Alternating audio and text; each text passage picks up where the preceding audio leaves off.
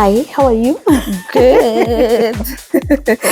Actually, we're kumis. Oh, We're kumis by the way, sana. me too. And I'm glad we're here doing this. So, I have questions for us. What kind of question? Just general questions about your growth, your healing journey, everything. Any general question. So, just be you. Yeah. Are you ready? Very. Hi. Number one question. What is that one lesson your 30s taught you that your 20s never did? One big lesson is I'm capable of so much that I never knew I was capable of. I think when nilifika 30 nilianza kufeel haya nimezeeka. You know, in your 20s una feeling I still have time, you know, nini. You know me, I've always been a chaser, but at 30 it hit me, there's nothing I cannot achieve as long as I put my mind into it. As for me, there's that, like growth. For me, growth in my 30s is just everything. And competing with me, not against others. Like the person I compete with is the person I was yesterday. The other lesson I've learned in my 30s is peace of mind is more valuable than any other thing. Like the moment you have peace of mind, you can achieve basically everything. Yeah. And I think we limit ourselves so much. So much. Like you have that fear that is not there. You're just afraid of nothing. Yeah. Have your priorities shifted in your 30s so far? Yes, I got my child in my 30s, so everything changed. Everything well, it's still a journey from where I started in my 20s, but my priorities had to change. I had to invest faster or, you know, more, what can I say? I got more focused when it comes to investing my money and how I use my money, because now it's a bit about us, child.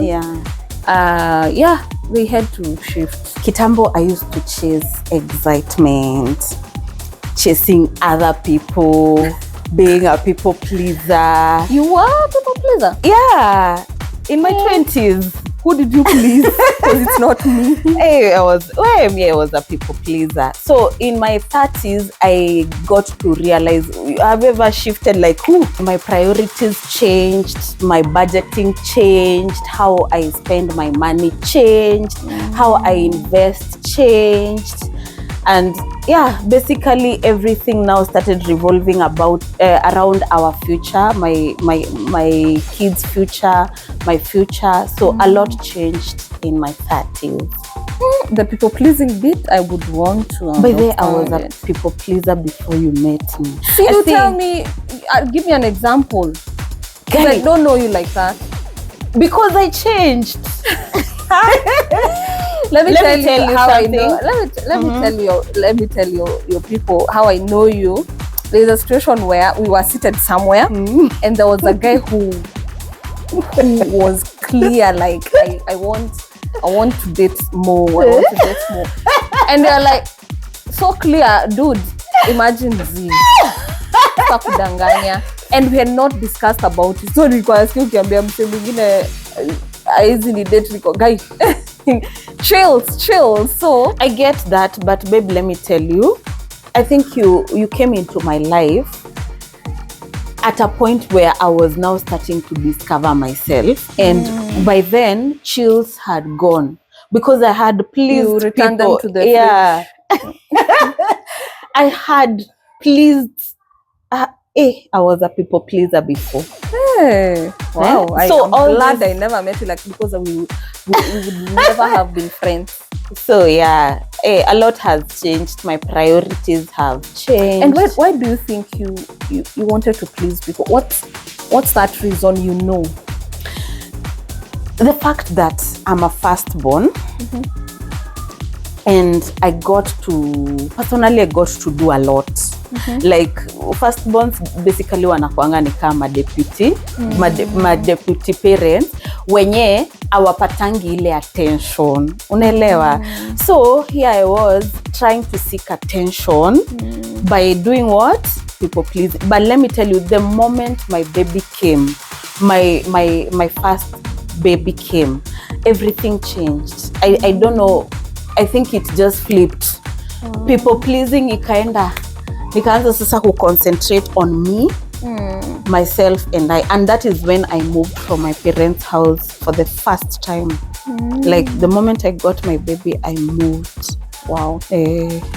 Good to know. What boundaries have you learned to set that changed your life? I think I've always been a boundary person. Yeah. Like I remember even in my 20s, I had that thing of you can't just show up at my house. Yeah.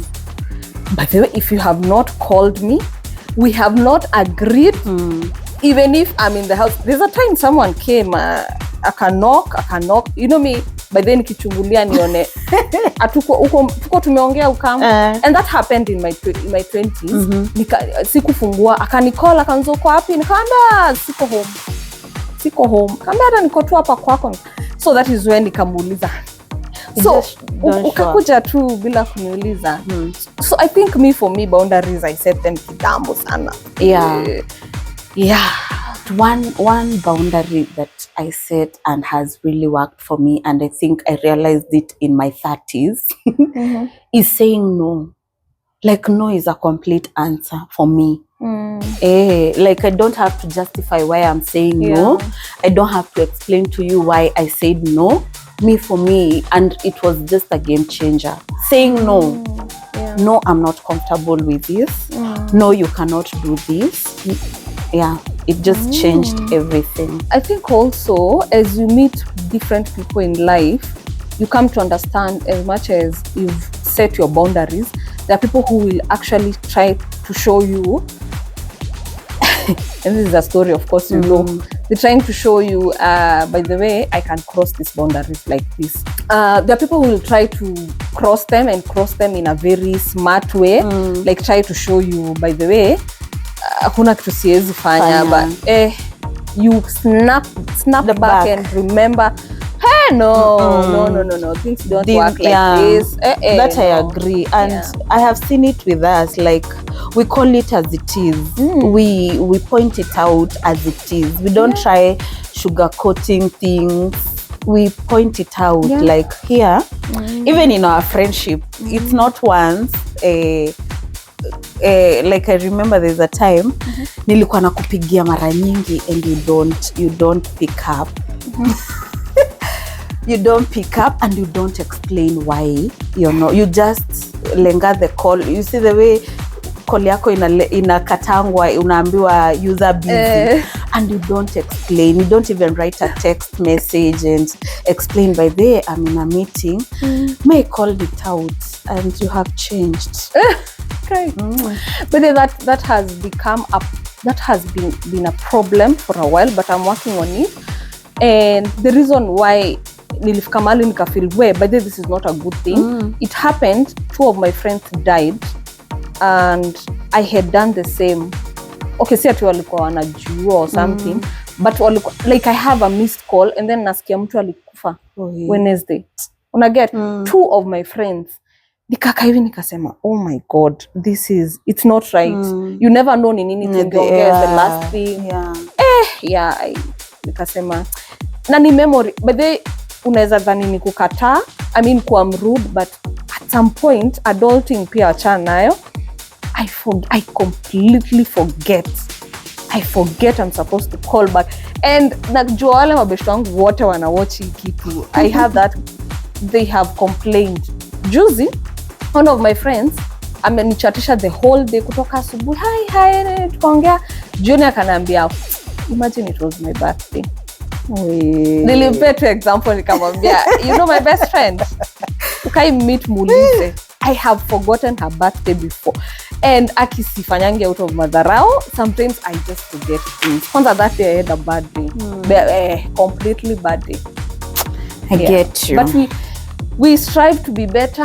It's not an excuse, but we strive to be better every single day. What's something you've let go of that brought you peace? What? Hey, guy, it's not one thing. It's so many.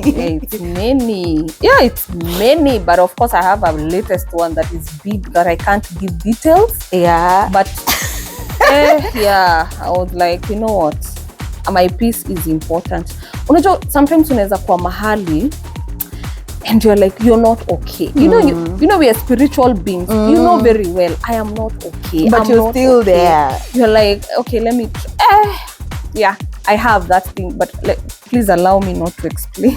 I think I've also found myself in that situation without giving details. But the moment I walked out of that situation, I slept for 3 days. And for me, that was a sign that whatever that was, it was not good for you. So walking out of that, oh my God, it gave me peace. It gave me peace. It made me start thinking clearly. You know, when you get into a relationship that is, ukiangalia pros and cons of what you believe in and what you want, hey, the cons are many. The cons are, you're like, no, this is not me. No, I'm being conformed to something I'm not. And the moment you're not comfortable in who you're becoming, that is the whole problem right there. So I've let go of a situation where it brought back my peace of mind. That I agree. Woo! Hiya, next question. How have your views on love and relationships evolved? My views on love and relationships. Of course, in our early 20s, we wanted tall, dark, and handsome. And then they transformed to someone who's focused and still tall, dark, and handsome. And then as years go by, you realize, wow, there's a lot to learn about a person. Like, for example, what are your traumas? And are you aware of your traumas? What are you doing about it? You know, what are your priorities in life? Such things. So it has really transformed. And one of the things, by the way, I look at is how, even before you date as a man, how do you manage your finances? How do you manage your finances? Do you see a day where you're completely broke? How would you handle it? Are you ready for such a day? And all that. So it has evolved from being emotional to being realistic. For me, I'd say love, what I've come to realize and how my love and Nini relationship Nini has evolved, love is never enough. There's so much that is attached to that word love that has to come along with it. Respect. The same thing you've said, how organized are you with your finances? You don't just spend blindly, because me, I have been with someone who just spends without looking at the future, without considering why am I spending this much? Unaelewa?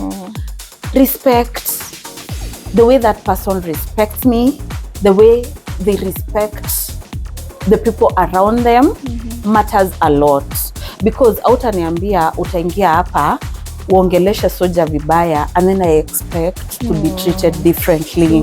Naelewa? Another thing, someone who does not fear holding those hard conversations, because love is not always a bed of roses. Like, we'll have to have those hard conversations. Are you that kind of a person who we sit down and start discussing about issues? Uko na escape route ya hizo nini instead of facing them? You understand? Because life will change. Leo tuko hapa, kesho tuko huko, kesho ingine tuko hapa chini. Unaelewa? Are we able to navigate life? Na kuongea, communication, a lot has changed, a lot has evolved for me. And also, okay, you've mentioned something that I realize people don't do before they even get into marriage. people fear the conversation of finances. Yeah. And if they do talk about it, it's too brief. It's usually brief. Because me ulijiuliza hivi, and this is what I would do before getting into marriage. One of the questions or a discussion I would have is, in case tumeingia kwa relationship, both of us are doing fine, you're earning better than me, I'm earning better than you. There's a time you might lose your job, I might lose my job. Like, how are we supposed to handle that? How? Because me naonanga, by the way, kuna marriages, bwana job ikiisha, nivo, they are done, imeisha. Unaona, so true. Mwanamke ana feel Mr. kufeed, Mr. But you know, things happen. These are things you're supposed to even prepare for. When you discuss it, you prepare for such times. Maybe have a joint account. I don't know, but they're very hard conversations to have, especially the financial one. But I think they're very important. Those conversations are very important. Have before you even settle down in marriage, because hakuna venye tutakosa kuziongea hapa in our courting era tukaziongelele huko. You can't, haiwezi work. We have to lay a foundation from the word go, so that if you don't feel comfortable in getting into this union, you're okay to leave. Yeah, so I agree with you. What habits have you developed that you're proud of? Habits. What habits? You know, I'm very business oriented. I feel like I see things and I see opportunities. I started seeing things in a very entrepreneurial way. That is one. I see opportunities more than in my 20s. Also, I am more self-aware. Is it a habit, really? It is. Yeah, I'm more self-aware. I know what I want, man. And we won't argue about that, because I know what I want. Yeah, I cannot settle for less. I cannot settle for what I don't want just to fit in. Again, another habit that I have and a need that I'm proud of is budgeting. Like budgeting properly. Setting. You are a budgeter. Setting. Knowing what money goes where. Me, I have a whole book where I budget. Like, by the time my money is coming in, because let me tell you, we are so tempted to overspend and misuse money the moment you don't have a budget. Like, hii pesa ikiingia, where is it going to? How are you channeling it for your own benefit? Do the moment pesa imeingia and it's just laying there, umeingia online, umeona dress, umeona nini, umeanza kununua. But the moment you have a budget and you know very well, pesa inaingia ikienda hapa, investment ni. Me, that is one thing that I have developed yenye I'm proud of, because I wasn't like that. Me, I used to misuse money. That I won't lie. Kitambo, pesa ikiingia, maisha noma ya. So, yeah. Again, another thing I have developed, a habit I've developed is working out. Yeah, exercising frequently, eating well, taking care of my skin. Yeah, I'm proud of myself. I'm not there yet, but Mimi, for I'm me, coming. that one. You know, I used to be a hiker. Yeah. Remember? Okay, things change. I really want to go back to working out. I really want to. I have tried, but the discipline. I know. But also, something But you else. take care of your skin. You drink a lot of water. One thing I know about you, you drink a lot of water. I sell water. Yeah, you sell water and you drink a lot of it. That is one thing I'm proud of. Me, hata kukunywa maji ni wewe ndio ulinifunza. I think one other habit I can say I've developed in my 30s. Again, I got my child in my 30s, so I am very. I think I'm a good parent. I believe I'm a good parent. Yani, let me tell you, unaona hizo missed calls. Yeah. You see those things I'm telling you, musahau. I think my child replaced a bit of my memory, because mimi hakuna kitu naweza sahau ya mtoto wangu. Diapers imagine siwezi kumbuka kitu I forgot about my child. So I think she became a priority sana, and I strive to be better every single day and to That be is different. true. You are a good mother. I've seen it. Honestly, I've seen it. I have seen you without your baby. I have spent But then how did I live without baby? How was I? Like, how different am I? Honestly, you have changed, because your time ulikuwa YOLO. Unaona? You only live once. You are wild. You are young and wild. Like wild. I remember kwako ulikuwa unapika once in a blue moon. Like I have seen your transformation, because right now I look at your fridge and I'm like, where is this? Then you would cook once a week, once in like 2 weeks. Niko nakula. Kai, acha nikwambie, take out. Hakuna time mimi niliwahi kuja kwako nikakosa fast foods. Fast food. But let me correct you kidogo, because let me tell you, I've never been a junkie. Remember, I was a hiker. I remember when I was at RMS, I used to, and I think that is why my body has never been that big. I used to eat breakfast at work. You never and used lunch to cook. And I've always I want to eating explain outside. something. I used to take breakfast at work, lunch at work. I never took dinner. Remember, I was also in school. So nikitoka job, nikienda shule, nikisikia njaa, kulikuanga na food. Besta, of course, unajua cafeteria inakuanga cheaper. So nilikuwa nakula shule. So nitapika saa ngapi? You get my point. And I had tried cooking, but food inaharibika. Unaona? Let me tell you. So junk maybe ni weekend. That time, unajua mimi nilikuwa napika with you in mind. Nakumbuka si mara moja uliwahi kuja kwangu nikakupakia food. Nilikuwa kwanza nafurahi. Ninaenda nikula na nibebe. So I'm proud of you.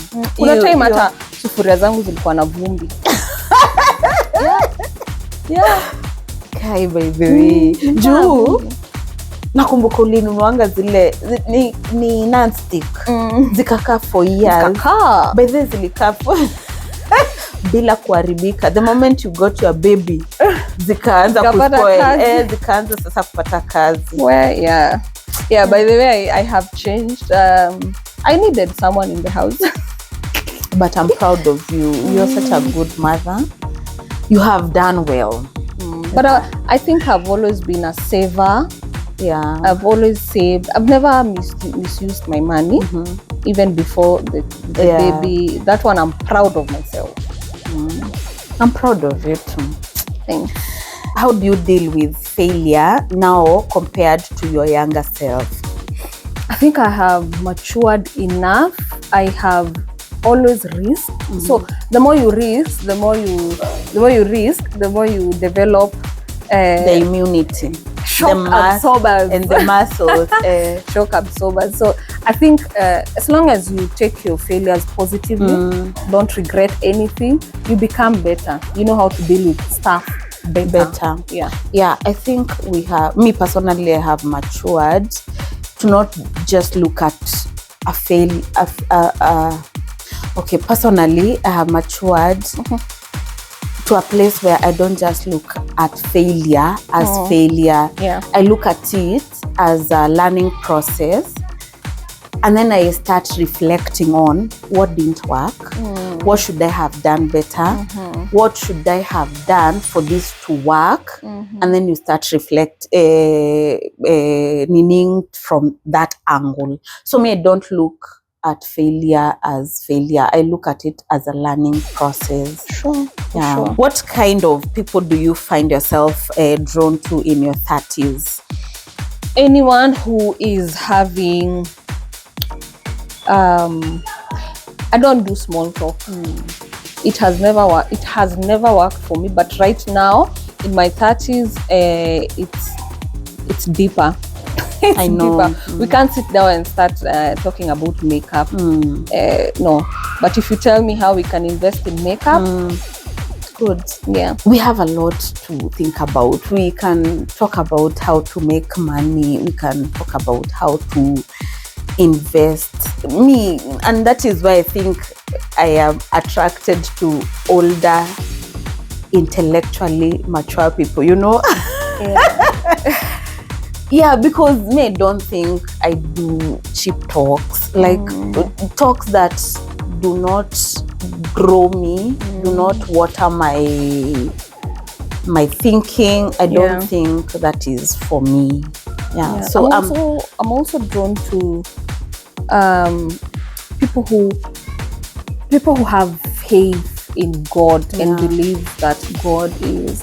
Have you ever sat down and with someone and I try kukuambia hard work ndio kila kitu? See God. I know people. God blesses people who work hard, but also I've also come to realize plus hard work kuna God's favor. Ni ukweli. So whenever you pray, always ask for God's grace and favor. So I'm really drawn to people who believe in God and believe in what God can do.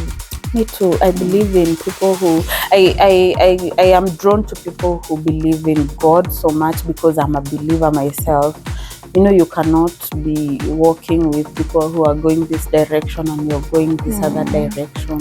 So yeah, God all the way.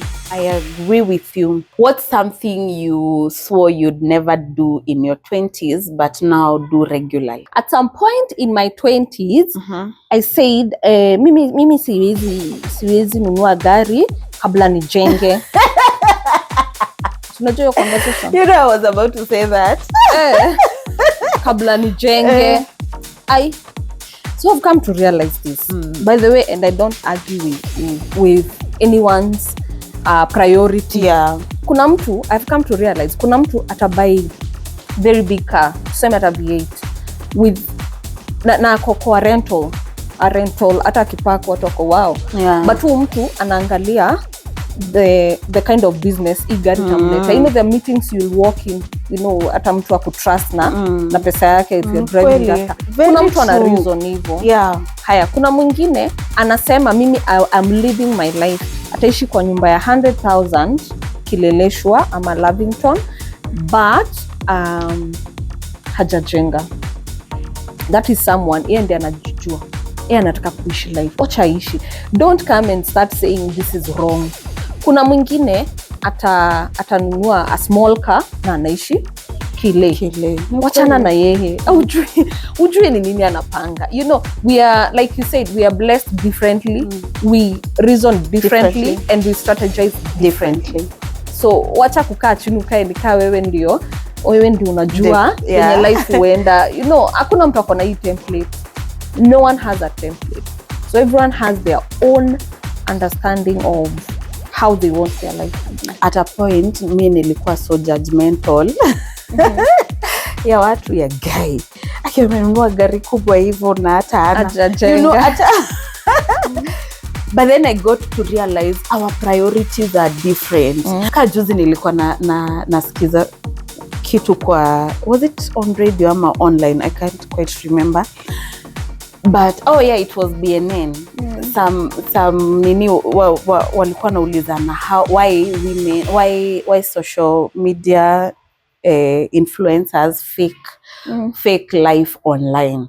But imagine ilikuwa na justification, like the moment nimekuonesha nyumba yangu iko Kileleshwa and this is how my house look, I will attract brands that will pay me kulingana na mahali ninaishi.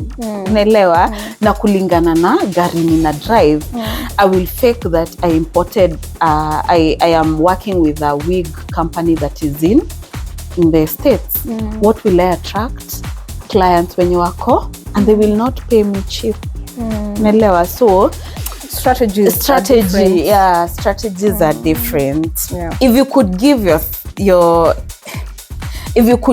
30-year-old self a nickname, what would it be? I would call myself a rebuilder, because in my 30s me hakuna kitu kubwa ninaona. Like, I don't fear starting over. I have started over from scratch and found myself somewhere. Like right now, I don't fear risking. Like, siwezi ogopa ku risk na kuanza. Unaelewa? Like, is this the project you want to start? I will start it. I don't have that fear.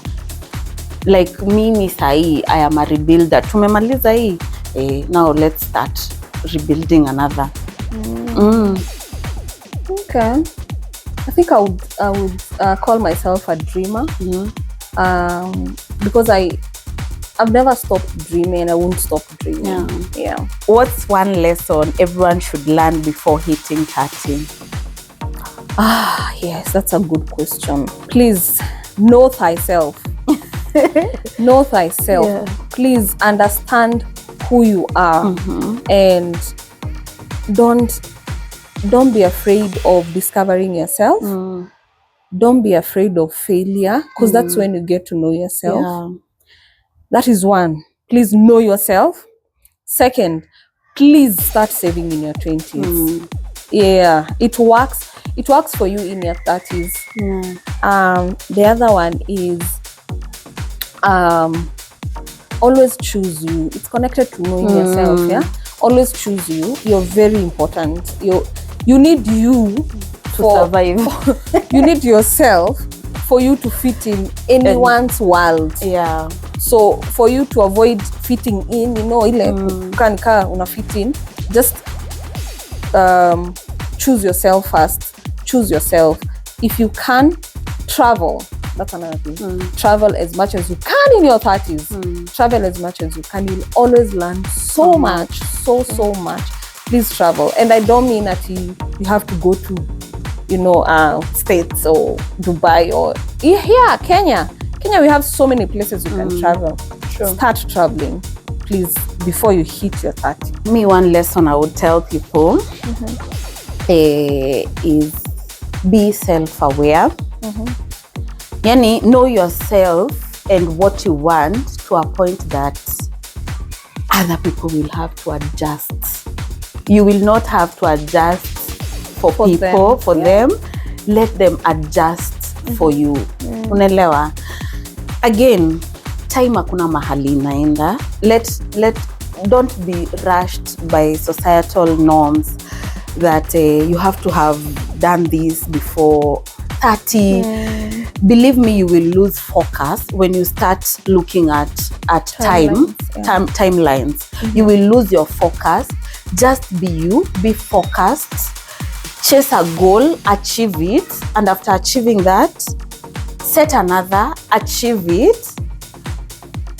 Usiekwe kwa hiyo kakuni ya 30, lazima ukwe sijui umeolewa, lazima you must have done this in your...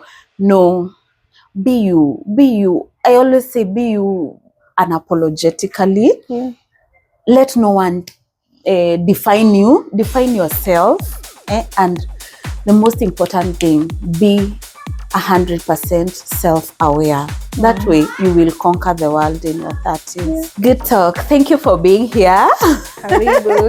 It's been a good... I've learned a lot, by the way. Me too. I've learned a lot from you. Always a good time. Always a good time having you, Aki. And honestly, I had missed you. Me too. I know time hasn't been on our side. Adulting is not a joke. But I am glad we had this talk. And keep in mind, I love you. And I'm proud of you. You're doing big things. And I'm so proud of who you're becoming. Mimi, I am proud. Nimesema thanks. Mimi, I am proud of the woman you have become. Hey. Wait.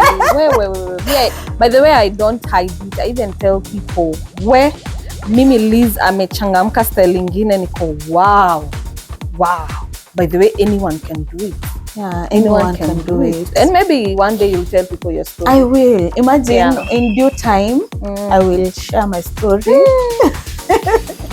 I will. Hey, I'm proud of you. I'm proud of you too, babe. And even the way you shifted your mindset, the way you see things, and I saw that change, and I was like, wow, this is beautiful. Thank you.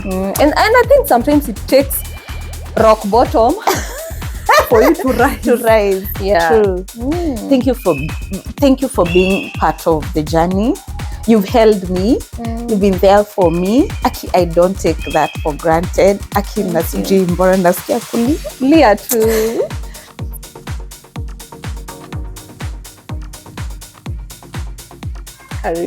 And I wish you well. You know where my heart is. You know where you are in my heart. I'm so proud of you. Hey, tumalize tuju. I'll start getting emotional. Hey, but hey, me, guy, maka na feel tempted kusema sorry yako, cause hey manze, let me tell you, God is amazing. God is. And when you give God a chance and you 100% believe in him, si leo unamwambia mimi nakuamini and then uko but wacha ni try hapa hivi nione kama utakuwa umesort. Just give everything you have to God. Just tell God, this, I've given you my life. Please take care of it. I don't want to do this with any other person. Thank you for being my sister. Aki, know I pray for you. You know my kids and I pray for you. I know. Thank you guys for watching. Wacha tukalilie huko ndani. By the way, we love you. Me and my baby. But then you held my baby before I held my baby. Yeah. Hey, but I think I have so many testimonies about our journeys just coinciding. Like the fact that, let me tell you people, the fact that you got confirmed, your current job, you got confirmed the day my baby was born. Do you know how big that is for us? Like, I feel like, do you know how, like, this is a blessing. This is a job we've waited for. How, a whole year or two. Okay. We for so long. Jota nakumbuka tukienda Dubai. Yeah, it was a very long time. So our journeys are beautiful, and honestly, one day we'll say it. One day we'll give the stories as they are. Sometimes it's not easy because there's so much involved. Yeah, but anyway, bottom line is we're here, we are proud, we are happy, and we keep going. We keep going. We keep going. We keep growing. Yeah. And we never settle. No settling. Yeah, we will still come back here with with other stories, other wins. Yeah. Yeah. Okay. Bye-bye, Thank you guys. for watching.